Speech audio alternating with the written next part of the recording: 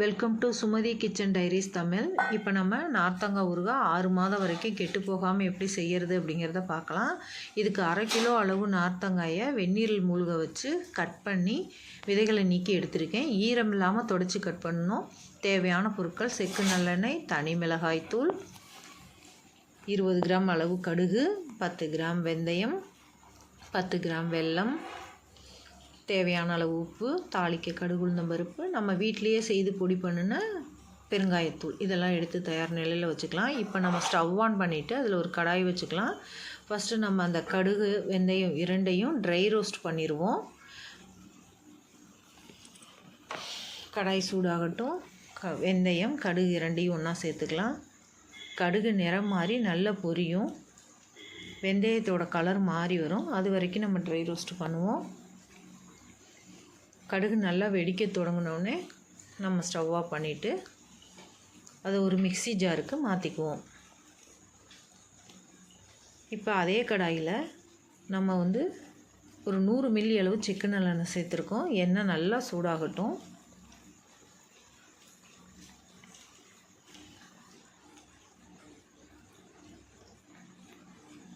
எண்ணெய் நல்லா சூடானோடனே அதில் நம்ம தாளிக்கிறதுக்கு தேவையான கடுகு உளுந்தம் பருப்பை சேர்த்துக்குவோம்.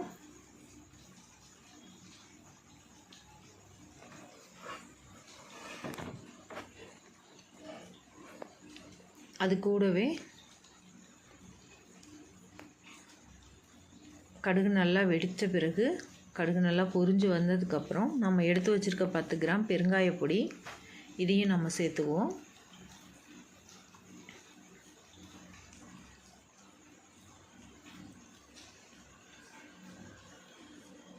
நம்ம பெருங்காய பொடி சேர்த்த பிறகு உடனே நம்ம ஸ்டவ் ஆஃப் பண்ணிடலாம். ஏன்னா எண்ணெய் நல்ல சூடான நிலையில் இருக்கும். மிளகாத்தூளை நம்ம அந்த சூடான எண்ணெயில் போட்டாலே போதுமானது. அதற்கு பிறகு நம்ம பார்த்திங்கன்னா நார்த்தங்காய் போட்டதுக்கப்புறம் நம்ம ஸ்டவ் ஆன் பண்ணிக்கலாம். இப்போ பெருங்காய பொடி போட்டுட்டு அதிலேயே ஸ்டவ் ஆஃப் பண்ணிவிட்டு கொஞ்சம் மிளகாய்த்தூள், அதாவது ஒரு 4 ஸ்பூன் அளவில் மிளகாய்த்தூள் சேர்த்துருக்கோம். இதை நல்லா கிளறி கொடுத்துக்கலாம். எண்ணெயோட ஹீட்லேயே அதை நல்லா கிளறிடுவோம்.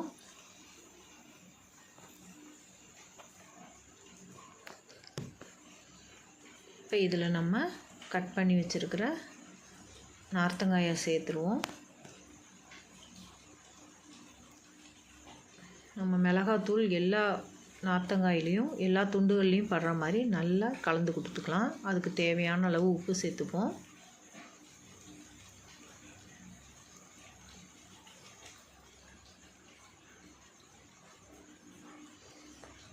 இப்போ இதில் திரும்ப நம்ம ஒரு 50 ml அளவுக்கு நல்லெண்ணெய் சேர்த்துக்குவோம். சேர்த்துட்டு நல்லா கிளறி கொடுத்துக்கோங்க. ஒரு 5 மினிட்ஸ் நல்லா குக் ஆகட்டும். லோ ஃப்ளேம்லேயே